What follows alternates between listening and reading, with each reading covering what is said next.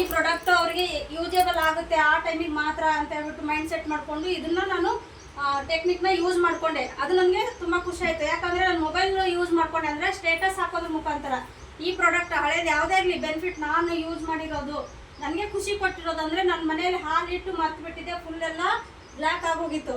Black ಆದಾಗ ನನಗೆ ತುಂಬ ದಿನ ಇಟ್ಟೆ ನಾನು, ನೋಡೋಣ ನನ್ನ ಹತ್ರ ಪ್ರಾಡಕ್ಟ್ ಇದೆ ಬಟ್ ಯೂಸ್ ಮಾಡೋಷ್ಟು ನನಗೆ ಅಷ್ಟು ಟೈಮ್ ಇಲ್ಲ, ಹಾಕಷ್ಟು ಟೈಮ್ ಇಲ್ಲ.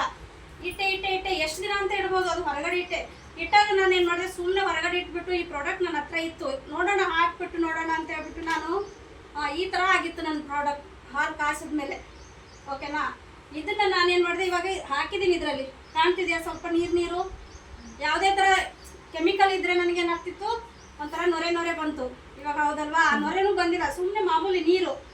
ಇದು ಈ ಥರ ಇಷ್ಟು ಬ್ಲ್ಯಾಕ್ ಆಗಿತ್ತು. ಹೊರಗಡೆ ಇಟ್ಟಿರೋ ಫೋಟೋನೇ ಇದು ನೋಡಿ, ಹೊರಗಡೆ ಒಂದು ಇದ್ರ ಮೇಲೆ ಇಟ್ಟಿರೋದು. ಮನೇಲಿ ಒಳಗೆ ತಗೊಳಕ್ಕೂ ಇಷ್ಟ ಆಗಲಿಲ್ಲ ನನಗೆ. ನಾನೇನು ಮಾಡಿದೆ, ಇದನ್ನು ಯೂಸ್ ಮಾಡಿ ನೋಡೋಣ. ಒಬ್ಬರನ್ನ ಇದು ಮಾಡೋಕ್ಕಿಂತ ಮುಂಚೆ ಸುಮ್ಮನೆ 4-5 ಜನ ಇದ್ದರು, ಅವ್ರ ಮುಂದೆ ಸುಮ್ಮನೆ ಹೊರಗಡೆ ಹೋಗಿಟ್ಟೆ, ಅಯ್ಯೋ ಇದೇನು ಮಾಡಬೇಕು ಮೇಡಮ್, ಬಿಸಾಕೋಣ ಅಂದರೆ ಮನಸ್ಸು ಬರ್ತಾ ಇಲ್ಲ, ಅಂದರೆ ಸೆಟ್ ವೈಸ್ ಇದೆ, ಬಿಸಾಕೋಣ ಮನಸ್ಸು ಬರ್ತಾ ಇಲ್ಲ, ಸುಮ್ಮನೆ ನಿಂತ್ಕೊಳ್ಳಿ ಒಂದು ಮಜಾ ಮಾಡ್ತೀನಿ ಅಂತ ಅಂದು ಇಬ್ಬರು ಮುಂದೆ ನಾನು ಆ ಥರ ಮಾಡಿದೆ. ಬಟ್ ಅವ್ರು ತೊಗೊಳಲ್ಲ ಅನ್ನೋದು ನನಗೆ ಗೊತ್ತು. ಅಷ್ಟು ಅವರು ಇದು ಮಾಡ್ತಾರೆ ನಂದೇ ಪ್ರಾಡಕ್ಟ್ ಮೇಲೆ ಅಂದಾಗ ನಾನೇನು ಮಾಡಿದೆ, ಹಾಕಿ ಸ್ವಲ್ಪ ಸ್ಪಿಕ್ ಆ್ಯಂಡ್ ಸ್ಪ್ಯಾನ್ ಅಂತ ತೋರಿಸಿದೆ ಅವರಿಗೆ. ನೋಡಿ ಈ ಪ್ರಾಡಕ್ಟ್ ನನ್ನ ಹತ್ರ ಇದೆ ಅಂತ ಹೇಳ್ಬಿಟ್ಟು, ಕಾಣಿಸ್ತಾ ಇದೆಯಾ ರಿಸಲ್ಟು, ಇಮ್ಮಿಡಿಯೇಟ್ ರಿಸಲ್ಟು. ಏನಿಲ್ಲ, ಇದಕ್ಕೆ ಇನ್ನೊಂದು ಪ್ರಾಡಕ್ಟ್ ಯೂಸ್ ಮಾಡಿದೆ ನಾನು. ಯಾವುದು ಅಂದರೆ ನಮ್ಮ ಹತ್ರನೇ ಇದೆ ವಂಡರ್ ಡ್ರಾಪ್ ಅಷ್ಟೇ ಯೂಸ್ ಮಾಡ್ತಾ ಇದ್ದೀವಿ ನಾವು. ಇಲ್ಲಿವರೆಗೂ ವಂಡರ್ ಸ್ಕ್ರಬ್ ಯೂಸ್ ಮಾಡಿಲ್ಲ, ಹೌದಲ್ವಾ. ಆ ಸ್ಕ್ರಬ್ ತಂತಿ ನಮಗೆ ಡೆಮೋ ಕೊಡೋ ಟೈಮಲ್ಲಿ ಹೇಳ್ತಿದ್ರು, ಹಿಂಗೆ ಬಟ್ಟೆ ಉಜ್ಜಿಬಿಟ್ಟು, ಅಂದರೆ ಬಟ್ಟೆ ಸಮೇತನೂ ನೊರೆ ಬರಲ್ಲ, ಅಂದರೆ ಗುಂಜಿನ ಅಂಶ ಅದರಲ್ಲಿ ಇಲ್ಲ.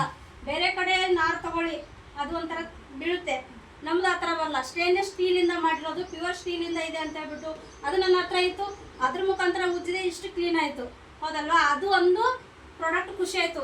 ಯಾಕಿದು ನಾನು ಇನ್ನೊಬ್ರಿಗೆ ಕೊಡಬಾರ್ದು ಅಂತ ಮೈಂಡ್ ಸೆಟ್ ಮಾಡಿ ಸ್ಟೇಟಸ್ ಹಾಕಿದಾಗ ಒಂದು 3-4 ಜನ ನನಗೆ ರೆಸ್ಪಾನ್ಸ್ ಮಾಡಿದ್ರು, ಮೇಡಮ್ ಇದ್ರದ್ದು ಯಾವ ಥರ, ಎಷ್ಟು ರೇಟು, ಫಸ್ಟಿಗೆ ಕೇಳಿದೆ ಅವರು ರೇಟ್ ನನಗೂ ಗೊತ್ತಿಲ್ಲ. ನಾನು ಈ ಥರ ತಂದು ಕೊಟ್ಟರು, ನನಗೆ MRP ಮಾತ್ರ 230 ಇದೆ, ಬಟ್ ಅವ್ರು ನನಗೆ ಕಡಿಮೆ ಕೊಟ್ಟರು.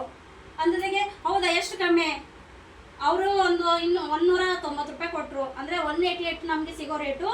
DP ಇದು MRP ಬಂದುಬಿಟ್ಟು 230 ರುಪೀಸು, ನನಗೆ 190 ರೂಪಾಯಿ ಕೊಟ್ಟರು ಮೇಡಮ್. ಅಂದರೂ ನನಗೆ 40 ರೂಪಾಯಿ ಸೇವ್ ಆಯಿತು, ಹತ್ತತ್ರ 35 ರೂಪಾಯಿ ಸೇವ್ ಆಯಿತು ಅಂತ ನಾನು ಅಂದೆ.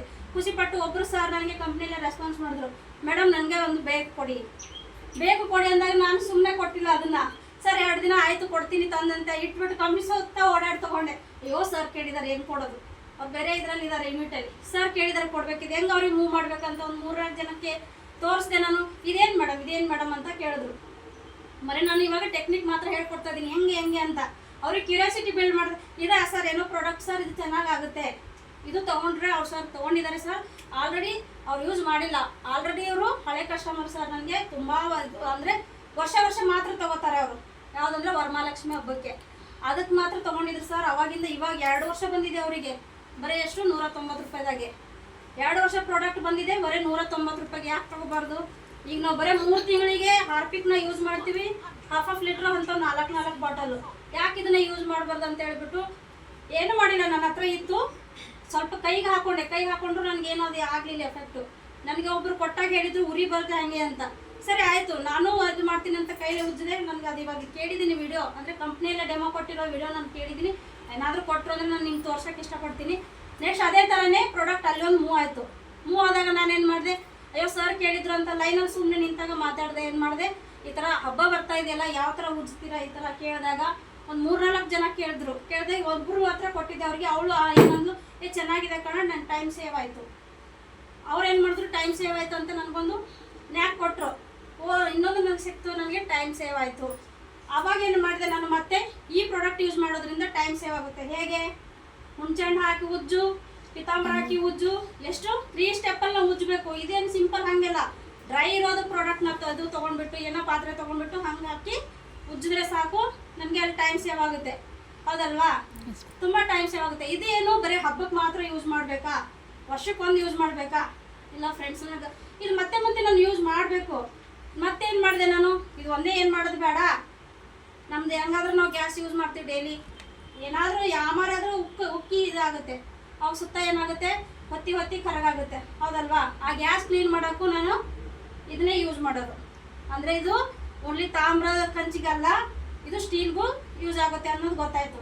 ನೆಕ್ಸ್ಟ್ ಅದೇ ಥರನೇ ನಾನು ಇವಾಗ ಪ್ಲಾಸ್ಟಿಕ್ ಐಟಮು, ನೀರಿಂದ ಏನಾದರೂ ಕಲೆ ಕಟ್ಕೊಂಡಿರುತ್ತೆ ಹೌದಲ್ವಾ, ಆ ನೀರಿನ ಕಲೆಗೂ ಸಮೇತನೂ ಇದು ಯೂಸ್ ಮಾಡ್ಬೋದು. ಅಂದರೆ ಪ್ಲಾಸ್ಟಿಕ್ಗೂ ಇದು ಯೂಸ್ ಮಾಡ್ಬೋದು. ನೆಕ್ಸ್ಟ್ ಅದೇ ಥರನೇ ನಾನು ಬೇಡ ನಮ್ಮ ಮನೇಲಿ ನೀರು ಈ ಪಾತ್ರೆ ಉಜ್ಜಕ್ಕೆ ಹೋದ್ರೇನೆ ಅಲ್ಲಿ ಫುಲ್ ಒಂಥರ ನೀರಿನ ಕಲೆಯಾಗಿರುತ್ತೆ ಹೌದಲ್ವಾ. ಸುಮ್ಮನೆ ಏನಿಲ್ಲ, ಉಜ್ಜೋ ಟೈಮಿಗೆ ಸ್ವಲ್ಪ ಹಿಂಗೆ ಕೈಯಾಗ ತೊಗೊಂಡ್ಬಿಟ್ಟು ಅದು ಹಾಕಿ ಉಜ್ಜಿದ್ರೆ ಸಾಕು, ನಲ್ಲಿ ಸಮೇತನೂ ಕ್ಲೀನ್ ಆಗುತ್ತೆ. ಒಬ್ಬೊಬ್ರು ಮೇನ್ ನೋಡೋದು ಮನೆ ಕ್ಲೀನ್ ಇಟ್ಟಿದಾರಲ್ಲಪ್ಪ ಅಂತೇಳಿ ಗೊತ್ತಾಗೋದು ಯಾರು ಮುಖ್ಯ ಅಂತ ಅಂದರೆ ಅವ್ರ ಮನೆ ಬಾತ್ರೂಮ್ ಹೋದಾಗ ಅಂತ ನಮ್ಗೆ ಗೊತ್ತಾಗೋದು. ಇವ್ರ ಮನೆ ಕ್ಲೀನ್ ಇರುತ್ತೆ ಇಲ್ಲ ಅನ್ನೋದು ಪ್ರತಿಯೊಬ್ಬರು ಬಾತ್ರೂಮ್ಗೆ ಹೋದಾಗೆ ಗೊತ್ತಾಗೋದಂತೆ. ಅಂದರೆ ಬಾತ್ರೂಮ್ ಕ್ಲೀನ್ ಆಗಿದ್ರೆ ಮನೆ ಕ್ಲೀನ್ ಇರುತ್ತೆ ಅನ್ನೋದು ನನ್ನ ಒಪಿನಿಯನು. ಅದಾಗ ಹೋಗಿ ನೋಡಿದೆ ನಾನು ಒಬ್ಬರ ಮನೆ ಬಾತ್ರೂಮ್ಗೆ ಹೋಗಿನೂ ಸುಮ್ಮನೆ ಏನಿಲ್ಲ ಬಟ್ಟೆ ಕೊಡಿ ಒಂದು ಸ್ವಲ್ಪ ಅಂದೆ, ಬಟ್ಟೆ ಕೊಟ್ಟೆ ಈ ಥರ ಪ್ರಾಡಕ್ಟ್ ಇಟ್ಕೊಂಡಿದ್ರು, ಇಟ್ಟು ಅವ್ರು ಯೂಸ್ ಮಾಡಿರಲಿಲ್ಲ. ಯಾಕೆ ಯೂಸ್ ಮಾಡಿಲ್ಲ, ಇದು ಇದಕ್ಕೂ ಯೂಸ್ ಆಗುತ್ತಲ್ಲ, ಹೌದಾ ಇದು ಇದಕ್ಕೆ ಯೂಸ್ ಆಗುತ್ತಾ, ಆಲ್ರೆಡಿ ಕೊಟ್ಟಿದ್ದಾರೆ